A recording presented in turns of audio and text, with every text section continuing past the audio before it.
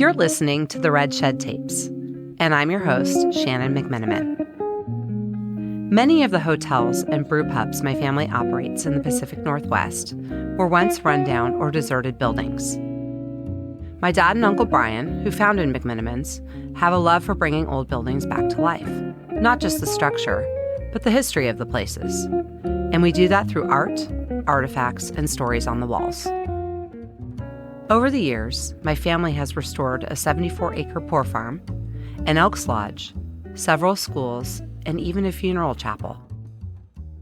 When you work with old buildings, you're bound to find small rooms and little nooks, spots where you could make a storage closet or an office. But that's boring. My dad saw potential. Why not a secret room? It would be a space with no signage that hotel and pub visitors would have to find on their own. An adventure. And when they found it, it would be a space like no other. We did it for the first time at Old St. Francis School in Bend, Oregon. We created the Broom Closet Bar and 4 secret rooms with art installations, and we haven't looked back since. On this episode of the Red Shed Tapes, we bring you the story of a secret room at McMenamins Kennedy School. It's unique, not only because it's our only secret room dedicated solely to a poem, but because it came about from personal and symbolic connections, years in the making. Some even I didn't know about. Grab a pint and settle in.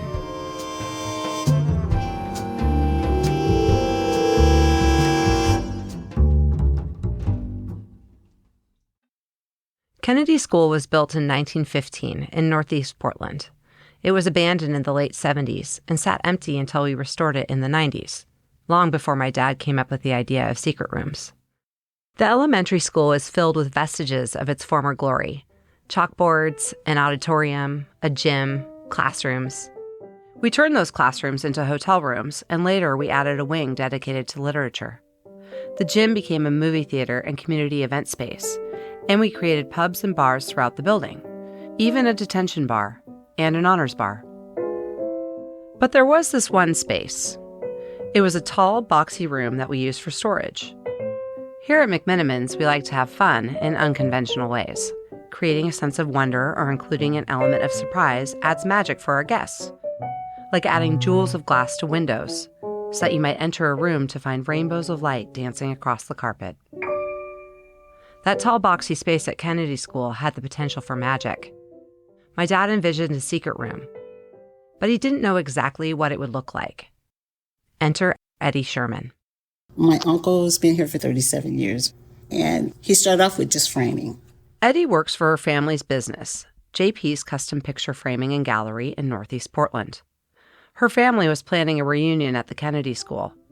Around that time, my dad stopped by her shop. I actually turned Eddie onto the Jerry Garcia band. My dad is a huge Jerry Garcia and Grateful Dead fan, and he's not shy about sharing their music. They were framing a bunch of Dead posters. She's going, "What is this stuff?" And so I tried to explain it to her, and I said, "You might even like the music a little bit." So I said, they're going to kick me out of my neighborhood if I listen to this music. I can't go down the street bouncing with this music. My car going to be bouncing and hard guitars and stuff. I said, no. He says, oh, just listen to it. I gave her some CDs, of course.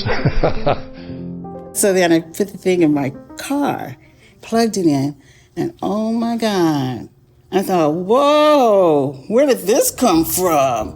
This isn't that hard rock guitar, bam, bam, bam. This is really soulful. So then I said, okay, Mike, what's up with this? This is good. I listened to the whole set. So when he came in, I said, okay.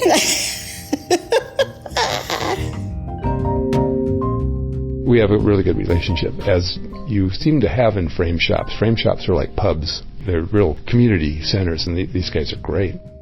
We have family meetings here. Uncle plays golf. Sometimes their golf meetings are here. We have one gentleman that comes from Washington, and so he sits down and we give him tea.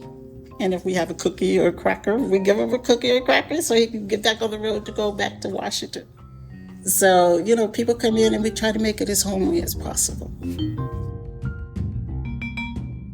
Not long after my dad and Eddie bonded over the dead, Eddie's extended family had their reunion at the Kennedy School.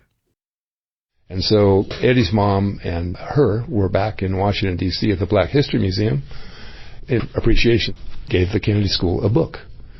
And the book was by a poet named Yusef Komunyakaa. And it's called Testimony. And it's an ode to Charlie Parker, the great jazz sax player. My dad loves jazz too. And jazz, of course, is heavily experimental. Charlie Parker, the legendary jazz saxophonist, was an influential force in the lives of numerous musicians, including Jerry Garcia. Back to Testimony. I read this poem and it's just a knockout. It's a knockout. And we've been trying to do something with this secret room. And so I just, bingo, that was it. My dad decided he wanted this secret room to be a kind of art installation. The text of Testimony and the story of Charlie Parker's life told in the poem would inspire the art. He's such an icon. There's all the lore that goes along with him because he was a raging great character, sweet, and everything in between. The poem is a long libretto. It's 14 pages and 28 lines per page, so it's big. And we just decided to base the room on that whole libretto. It's very visual and colorful and connected to a lot of stuff we love and a lot of stuff Charlie Parker loved. The Rubaiyat of Omar Khayyam, which they mentioned in the poem, was a huge inspiration for jazz musicians and musicians in general. Charlie Parker used to recite lines from the Rubaiyat all the time. He was just infatuated with it. You can see lyrics Dead have that are inspired directly from that. That's a 1,000-year-old poem. The Rubaiyat had even inspired my Grandpa Bob years earlier. He wrote a column in a local paper, quotes of which are on the wall in his namesake bar at our Grand Lodge in Forest Grove, Oregon. In one passage, he compared beer and wine and quoted the Rubaiyat to make his point. A loaf of bread, a jug of wine, and thou. That's been recited probably 1 billion times by people all over the planet. It's a huge well to draw from that connects to Coltrane, to the Dead, to Leroy Vinnegar, to Mel Brown, to everybody that we've been associated with, the way we do business and the way we try to think and try to improvise, all that stuff. It's just this little thing that shows up that opens up into this giant thing. The giant thing was the kismet of all these connections coming together at once. My dad and Eddie connecting over the Grateful Dead. Eddie's gift connecting to my dad's love of jazz and Charlie Parker. And the Rubaiyat, a touchstone for jazz musicians, the Dead, and my family. But now came the hard part. How do you convey a web of interconnectivity in the shape of a room? Well, with art.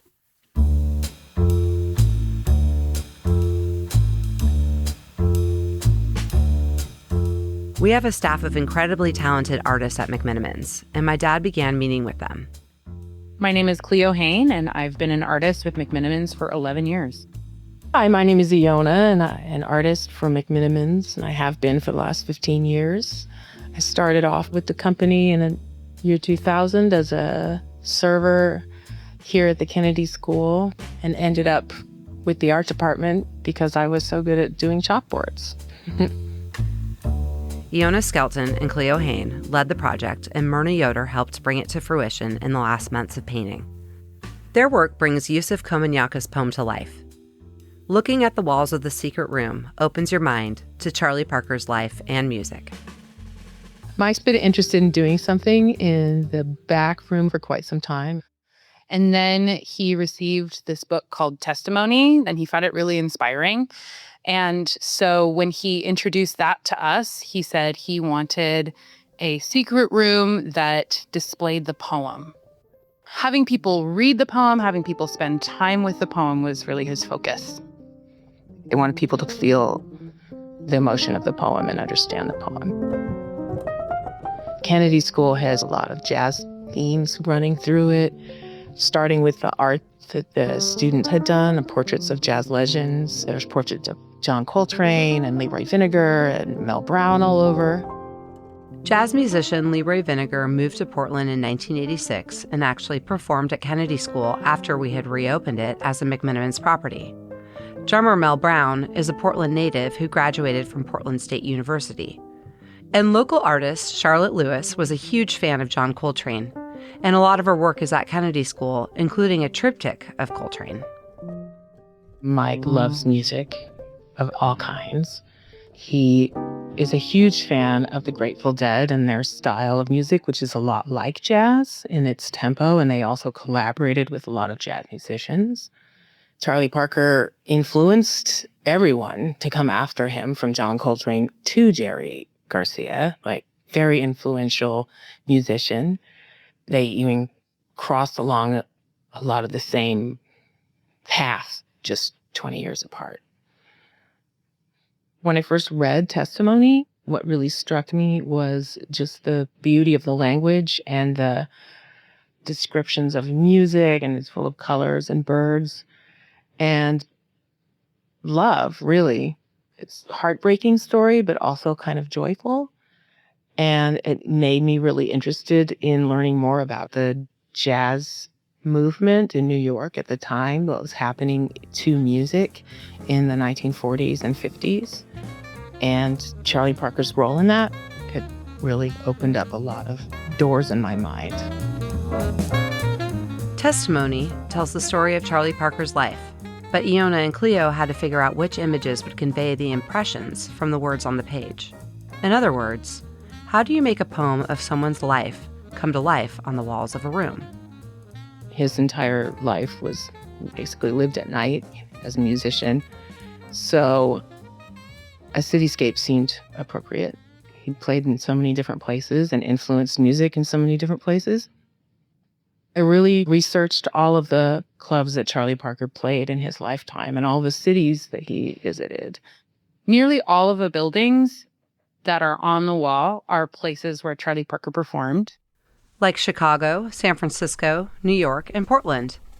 The artist also took some creative liberties. For part of our interview, we were actually in the secret room with its high ceilings, which explains the echoey sound.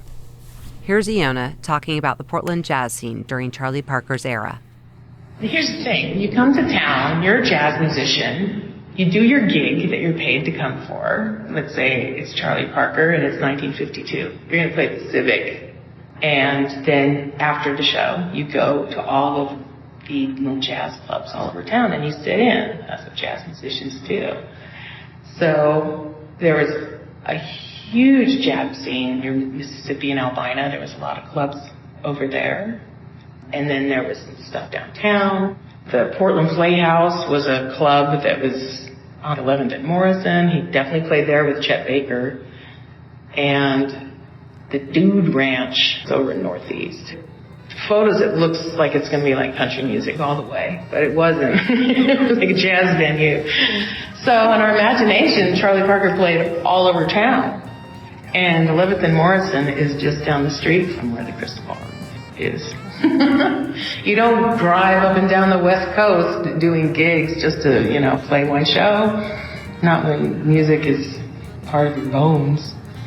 That's part of where the fantasy comes in. Like, what if? And so we like to imagine that he performed at the Crystal Ballroom while he was there. So we painted the Crystal Ballroom and the building next to it.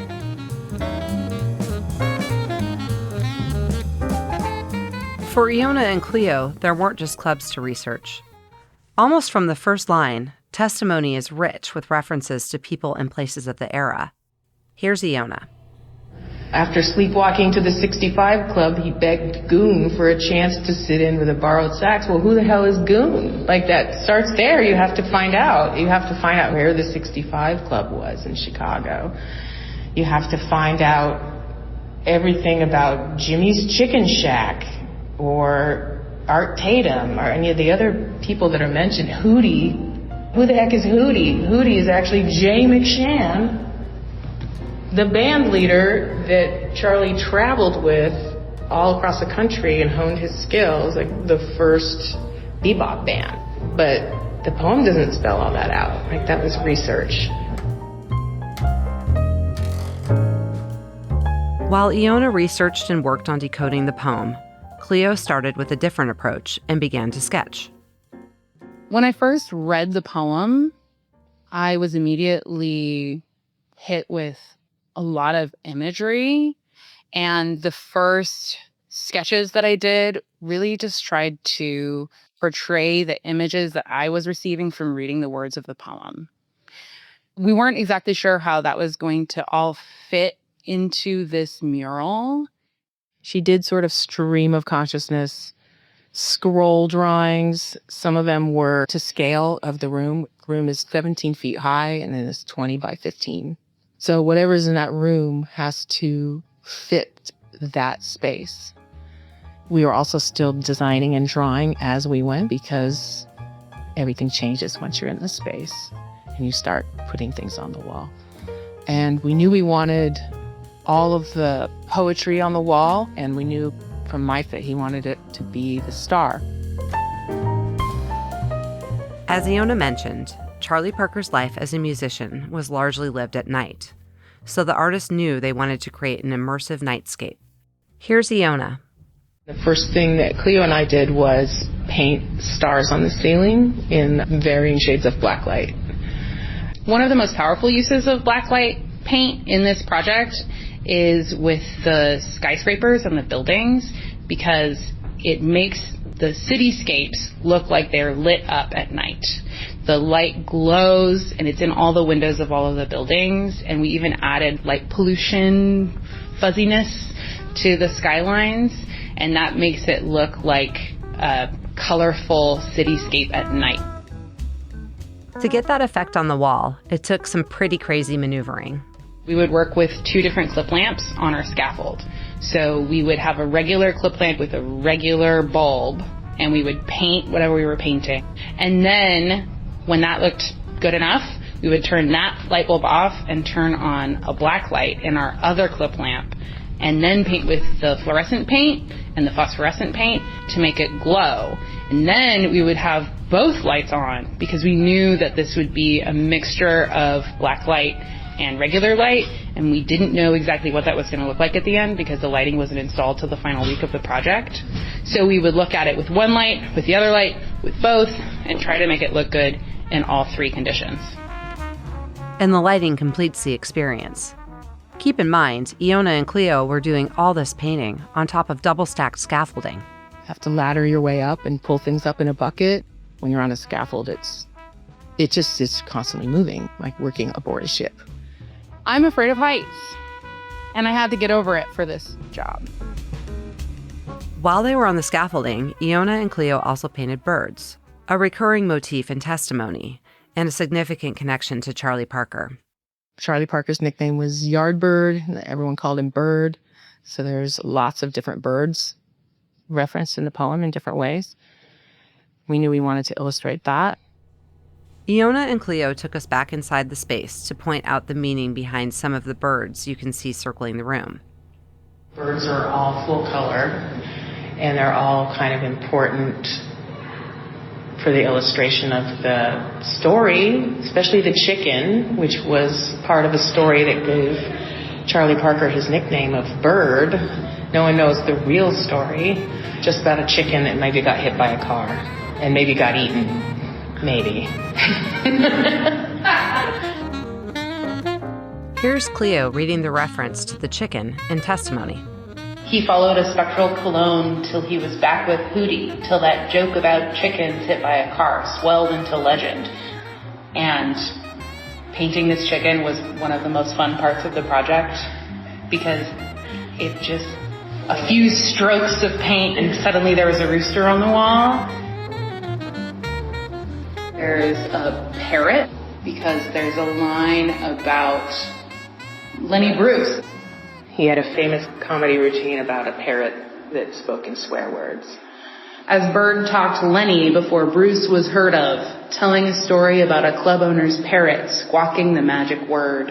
I feel like Lenny Bruce and Charlie Parker had a lot in common. Pioneers in their field, constantly being attacked for what they did and thrown in jail. Both addicts, both expressing their art form in ways that no one had seen before. Bird lives were spray painted and graffitied all over New York after he died. And much later it turned out that the great jazz poet Ted Jones was the one who did that work, and Ted Jones lived in the Barrow Street flop house in the Village where Charlie Parker lived the last couple months of his life. So they were living together and talking poetry and making music, and I did a portrait of Ted Jones. One of his famous quotes is, "Jazz is my religion."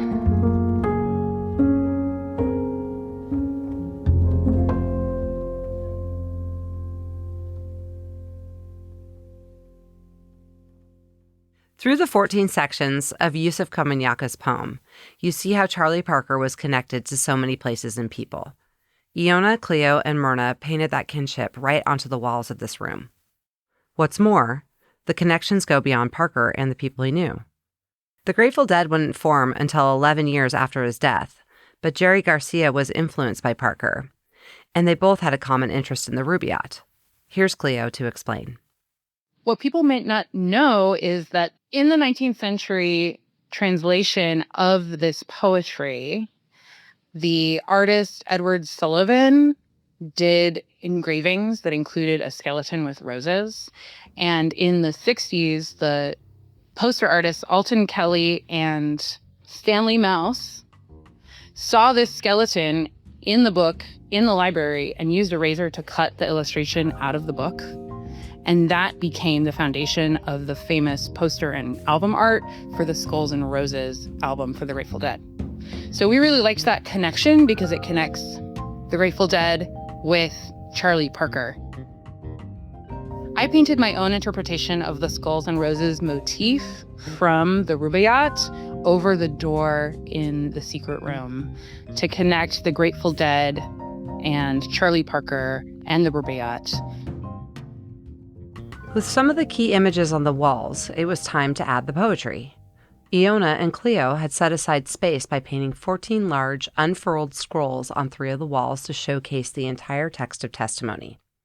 In blues, reds, yellows, and purples, words like yardbird, bodacious, and thunderclap pop from the walls. So the poems are these vertical scrolls with spaces in between. And those became the places to include portrayals of some of the more intimate imagery of the poetry. Painting between the poems was challenging because I couldn't design them until the poetry had been written onto the wall. And I did that in 2-tone monochromatic scenes because we didn't want them to compete with the words of the poem, but we wanted them to enhance the imagery and act as illustrations and evoke some of the emotional content of the poetry. So picture this. The words of testimony appear in bold multicolored text on the scrolls. And between the scrolls, you see images painted in shades of one color, like apparitions hovering in the background. I did those sections in a monochromatic style, and it was actually influenced by a copy of the Rubaiyat of Omar Khayyam that I purchased. That's a different edition from the one that has the Skulls and Roses. It's by a Persian miniature artist. And I really liked the way he had these swaths of color. And then within the swath of color, there would be all of this detailed imagery all in that same color. So using that as inspiration, I painted someone playing clarinet when a clarinet was mentioned, or a child peeking through a window when that was mentioned in the poem, or a person wearing sky blue socks when that was mentioned in the poem. A particularly challenging moment for me is in the section between the 13th and the 14th poem, where I painted a portrait of Charlie Parker's saxophone. Cleo was lucky. Charlie Parker's sax is on display at the Smithsonian, so she was able to get a close look at the details. The final line of the poem is, "Although half of the root's gone, heavy with phantom limbs, French flowers engraved into his horn bloom into the after hours." It was important to me to paint it perfectly, not only because it's not just any saxophone, it's Charlie Parker's alto saxophone, but also because musicians are going to look at the saxophone and know if there's a key out of place or a button that's not the right shape. So I took a lot of time and focus to get the details just right. And then I added metallic paint to the floral engraving on the sides. And then some of those flowers fall off into the border. The flowers that fall from Parker's famous sacks make their way around the room in a coppery gold border designed and painted by Myrna Yoder. In this room, where connections are many, it is fitting that a few extras made their way onto the walls. At McMenamins, we like to add a few Easter eggs with references from one location to another. If you know, you know. Iona snuck a little Easter egg in a reference to a painting she did for Kalama Cove of two women in shorts leaning on a car. So that's a fun one. The 14th poem references the Buddha and the Sphinx, and I was instantly reminded of a mural at the back of the Baghdad pub that my uncle Lyle painted. The Baghdad Theater Pub and Kalama Harbor Lodge are two of McMenamins' locations. Lyle Hain, Cleo's uncle, was McMenamins' first artist. He passed away in 2022, but his art lives on throughout the company. The 10th poem is perhaps the most heartbreaking poem in the room. We think of it as the funeral for his 3-year-old daughter, Pri. That's the subject of the poem. And so I painted an angel from a cemetery in Los Angeles that was actually the first integrated cemetery in Los Angeles. And above that, we also decided to paint the McMenamins Chapel Pub, which used to be a funeral home in North Portland. The Testimony Secret Room is true to its name. It came together quietly over the course of 18 months of hard work. And it is truly a tribute to Charlie Parker through use of Komunyaku's poem. Very proud of the portraiture on the wall, and also the crazy quilt of nightclubs on the south wall. That's sort of the fever dream, the end of Charlie Parker's journey was just remembering all the places that sort of defined him and helped him to hone his craft. Charlie Parker pushed the boundaries of his art. He was one of the creators of bebop, and he was constantly improvising and experimenting. He didn't follow the rules, and that's one of the things we admire about him. That's always been a part of the McMenamins way. Art doesn't have to follow rules. One thing I enjoy about making art for McMenamins in general and making the secret rooms is they're meant to be interactive. They're meant to have people walk through with a beer. And I just think that can be a more fun way of interacting with and experiencing art. And that's the best part, when people finally have the experience.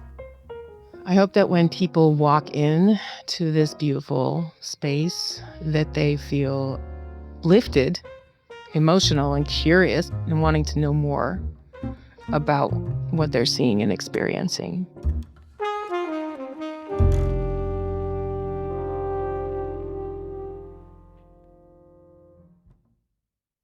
Since the gift of testimony had been inspiration for the secret room, it was important for us to know what Eddie thought of the space. She and her mom, Sadie, came to check it out. When they say secret, it was secret. It was like out of nowhere. Oh my God. It was so amazing. And the first thing I'd say, well, where's the train? Because that's what I remembered in the reading, with him riding down the train and going through the different parts of the city. And then music would come to him, sounds.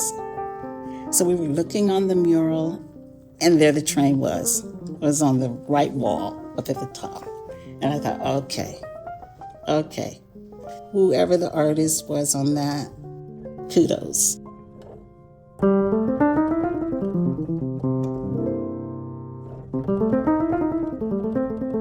For me, the secret room really started to come together as far as the concept and the history and all of the different connections when my dad and I were working on picking the book that we were going to give to the attendees at a long-term employee dinner that we were planning. So that's all the people who are hitting their 15, 20, 25, 30, 35, 40 year marks in the company.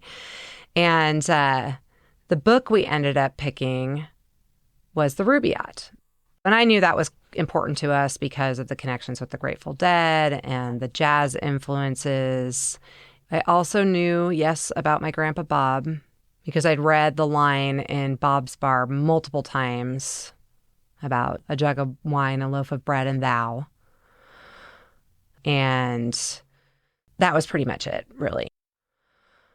I called my dad when I was putting together my thoughts for the dinner presentation. During the conversation, my dad revealed to me that Joe Cotter, who is an artist that worked for the company and who passed away a while back, but he was a good friend of my dad's and worked on the Crystal Ballroom, that he had gifted my dad a copy of The Rubaiyat back in the 90s when the Crystal Ballroom opened as a gift. So this moment in time of Joe handing the book, The Rubaiyat, to my dad, which connects to the Grateful Dead, who connect to showing Eddie these posters and her asking, what is this all about? And then her being inspired by that music and then going to Washington, D.C., and then bringing back Testimony, which also talks about the Rubaiyat and jazz music. It just is a really beautiful connection that goes back so many years, all culminating in this crazy art installation at the Kennedy School. I don't think my dad realized when these things were happening that he was going to be able to use it in this way in the future. You know, you hold on to these little pieces, these gifts from people and friends and information that you hear along the way, and you never know how it's going to shape what comes in the future. And the Testimony Room is a beautiful example of that. I think one of the coolest parts about coming up with these ideas and these concepts is that you're searching for connections and you're creating them and finding them and then trying to explain them and create something beautiful that people are going to inherently understand. But half the time, nobody knows what the heck is going on. That's why this podcast feels so important, because we're going to tell that story and then hopefully people have a deeper understanding of what those connections are and why it's happening and why it looks the way it does and all those special details and things that come together to make it unique. There's so many stories like that within the company, and I don't even know how you tell them all. So thanks to Joe Cotter, little did we know that his gift all those years ago would lead to so many revelations down the road. Joe passed away in 2012, but his legacy lives on at McMenamins and throughout the Northwest. Thank you to Eddie and Sadie at JP's Custom Picture Framing and Gallery. Your thoughtful gift inspired so much more than just a room. Lastly, thank you McMenamins artists Iona Skelton, Cleo Hain, and Myrna Yoder for bringing it all to life in a stunning way. Just where at Kennedy School is the Testimony Secret Room? We're not telling. We don't want to spoil the adventure. But when you find a portrait of Charlie Parker by Myrna Yoder, you'll know you're close. Interested in finding all the secret rooms at McMenamins? As of 2026, in addition to Kennedy School, there are secret rooms at Elks Temple, Gerhard Hotel, Grand Lodge, Kalama Harbor Lodge, and Old St. Francis School. I'm Shannon McMenamin. Thanks for listening to the Red Shed Tapes. Listeners, we'd love to hear from you. If you have comments or questions, email us at podcast@mcmenamins.com or leave a review wherever you listen. You can watch a video version of this podcast on our YouTube channel. Subscribe at McMenamins Videos. You can also view photos on our blog. Look for the link in our show notes. The Red Shed Tapes is written and produced by McMenamins and Gretchen Kilby. Script writing and editing by Michelle Jake Robbins, Kat Nyberg, and Gretchen Kilby. Audio recording and composition by Kat Nyberg. Sound design and editing by Gretchen Kilby. McMenamins' production team includes Michelle Jake Robbins, Kat Nyberg, and Renee Rank Ignacio. We had research help from McMenamins historian and tours manager Caitlin Popp and McMenamins historian John Smart. Our podcast theme music was composed by Jim Brunberg and Ben Landsverk at Wonderly. Podcast artwork by Lillian Ripley.